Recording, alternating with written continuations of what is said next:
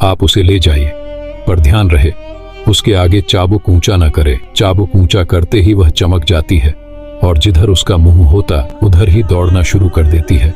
तब उसे रोकना बहुत मुश्किल है। महिंद्रा टोरडी पर सवार हो लोद्रवा के लिए रवाना होने लगा, पर मूमल से मिलने की बेचैनी के चलते वह भूल गया कि चाबुक ऊंचा नहीं करना है, और चाबुक ऊंचा करते ही टोरडी ने एड़ लगाई और सरपट भागने लगी। अंधेरी रात में महिंद्रा को रास्ता भी नहीं पता चला कि वह कहां पहुंच गया। थोड़ी देर में महिंद्रा को एक झोंपड़े में दिया जलता नजर आया। वहां जाकर उसने उस क्षेत्र के बारे में पूछा तो पता चला कि वह लोद्रवा की जगह बाड़मेर पहुंच चुका है। रास्ता पूछ।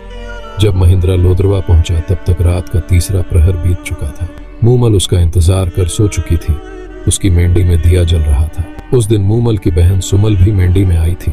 दोनों की बातें करते करते आंख लग गई थी। सहेलियों के साथ दोनों बहनों ने देर रात तक खेल खेले थे। सुमल ने खेल में पुरुषों के कपड़े पहन पुरुष का अभिनय किया था और मूमल की सहेली सुमल पुरुष के कपड़े पहनकर मूमल के साथ पलंग पर सो गई। महिंद्रा मूमल की मेंढी पहुंचा। सीढ़ियां चढ़ जैसे ही मूमल के कक्ष में घुसा और देखा कि मूमल तो किसी पुरुष के साथ सो रही है। यह दृश्य देखते ही महिंद्रा को तो लगा जैसे उसे एक साथ हजारों बिच्छुओं ने काट खाया हो। उसके हाथ में पकड़ा चाबुक वहीं गिर पड़ा और वह जिन पैरों से आया था उन्हीं से चुपचाप बिना किसी को कुछ कहे वापस अमरकोट लौट आया। वह मन ही मन सोचता रहा कि जिस मूमल के लिए मैं प्राण तक न्योछावर करने के लिए तैयार था वह मूमल ऐसी निकली। जिसके लिए मैं कोसों दूर से आया हूं वह पर पुरुष के साथ सोई मिलेगी। धिक्कार है ऐसी औरत के ऊपर। सुबह आंख खुलते ही मूमल की नजर जैसे महिंद्रा के हाथ से छूटे चाबुक पर पड़ी। वह समझ गई कि महिंद्रा आया था, पर शायद किसी बात से नाराज होकर चला गया। उसके दिमाग में कई कल्पनाएं आती रहीं। कई दिनों तक मूमल महिंद्रा का इंतजार करती रही कि वो आएगा, और जब आएगा तो सारी गलतफहमियां दूर हो जाएंगी। पर महिंद्रा नहीं आया। मूमल उसके वियोग में फीकी पड़ गई। उसने श्रृंगार करना छोड़ दिया, खाना पीना भी छोड़ दिया। उसकी कंचन जैसी काया काली पड़ने लगी। उसने महिंद्रा को कई चिट्ठियां लिखी, पर महिंद्रा की पत्नियों ने वह चिट्ठियां महिंद्रा तक पहुंचने ही नहीं दी। आखिर मूमल ने एक ढोली गायक को बुला महिंद्रा के पास भेजा, पर उसे भी महिंद्रा से नहीं मिलने दिया गया। पर वह किसी तरह महिंद्रा के महल के पास पहुंचने में कामयाब हो गया, और रात पड़ते ही उस ढोली ने मांड राग में गाना शुरू किया। ढोली के द्वारा मांड गीत सुनकर भी महिंद्रा का दिल नहीं पसीजा, और उसने ढोली को कहला भेजा कि मूमल से कह देना न तो मैं रूप का लोभी हूँ और न ही वासना का कीड़ा।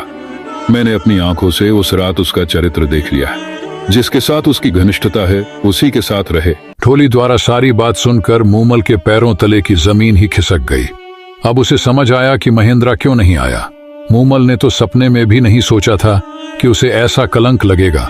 उसने तुरंत अमरकोट जाने के लिए रथ तैयार करवाया ताकि अमरकोट जाकर महिंद्रा से मिल उसका वहम दूर किया जा सके कि वह कलंकिनी नहीं है और उसके सिवाय उसका कोई नहीं। अमरकोट में मूमल के आने व मिलने का आग्रह पाकर महिंद्रा ने सोचा, शायद मूमल पवित्र है, लगता है मुझे ही कोई गलतफहमी हो गई। और उसने मूमल को संदेश भिजवाया कि वह उससे सुबह मिलने आएगा। मूमल को इस संदेश से आशा बंधी। रात को महिंद्रा ने सोचा कि देखें मूमल मुझसे कितना प्यार करती है। सो सुबह उसने अपने नौकर के सिखाकर मूमल के डेरे पर भेजा। नौकर रोता पीटता मूमल के डेरे पर पहुंचा और कहने लगा कि महिंद्रा जी को रात में काले नाग ने डस लिया, जिससे उनकी मृत्यु हो गई। नौकर के मुंह से इतना सुनते ही मूमल धरती पर गिर पड़ी और महिंद्रा के वियोग में उसके प्राण पखेरु उड़ गए। महिंद्रा को जब मूमल की मृत्यु का समाचार मिला तो वह भी रेत के टीलों में रोते रोते मूमल मूमल करते रहे और उन्होंने भी प्राण त्याग दिए। इस तरह इस अनोखी प्रेम कहानी का बेहद दुखद अंत हुआ।